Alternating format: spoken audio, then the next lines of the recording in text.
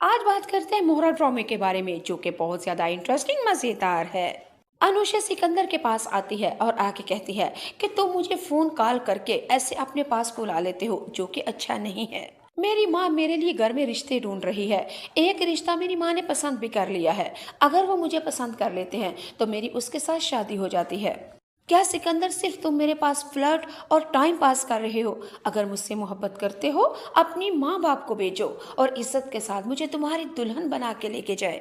सिकंदर हर दफा आओ ताओ शाओ बहाने मक्कर फरेब कर लेता है। बार बार कह लेता है फलां जगह पे मिलने आओ, फलां जगह पे मिलने आओ।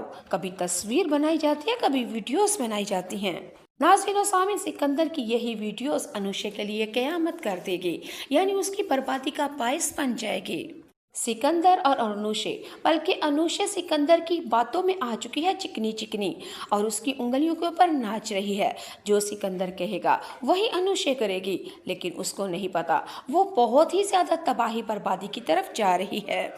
सिकंदर अनुषा के साथ गलत इरादे से उसको अपने घर में बुलाएगा और कहेगा अगर तुम मेरे घर में नहीं आती, आज मेरा नमाज जनाजा पढ़ लेना।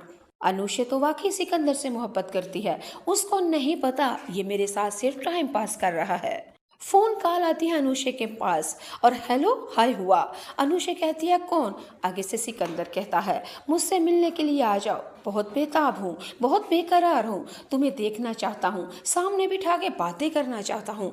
आज मेरे घर में कोई नहीं, आ जाओ, खूब लंबी लंबी बातचीत करेंगे। अनुषा कहती है सिकंदर ऐसा नहीं हो सकता, मेरे घर वाले कभी भी इस चीज़ की इजाज़त नहीं देते। अगर मैं अपने घर में अपनी दोस्तों का बहाना करती हूँ, मेरी माँ अब मुझे दोस्तों के पास भी जाने की इजाज़त नहीं देती, तो खुदा का वास्ता है ऐसे नहीं करो। सिकंदर आगे से कह देता है कि तुम्हें आना होगा, अगर नहीं आओगी नमाज जनाजा पढ़ना पड़ेगा तुम्हें मेरा। अनुषा ने फिर क्या किया, वो सिकंदर से मिलने के लिए अपने घर से बहाने बना के आ ही जाती है। आगे से नाज़रीन सामीन, फिर हमारा सिकंदर और अनुषा अस्तगफिरुल्लाह अस्तगफिरुल्लाह अस्तगफिरुल्लाह। जी नाज़रीन सामीन, सिकंदर वीडियोस भी बना लेता है और वही वीडियोस दिखा के इसको ब्लैकमेल करेगा और बार बार कहेगा मुझसे मिलने के लिए आओ और मेरी मर्जी का मिलो मुझसे आके। जी नाज़रीन सामीन, अब हमारी अनुषा के लिए एक कयामत खड़ी हो जाएगी, मुसीबतों के पहाड़ खड़े हो जाएंगे। अब अनुषा को एहसास होगा कि मैं बहुत गलत रास्ते पे चल रही थी। अली से और मेरी माँ मुझे सही समझा रही थी। आज के मैं उनकी सुन लेती, आज मैं बर्बाद ना होती, आज मैं लुट-पुट ना जाती। लेकिन अनुषा के लिए यही अब पछताए क्या हो जब चिड़िया चुन गई खेत।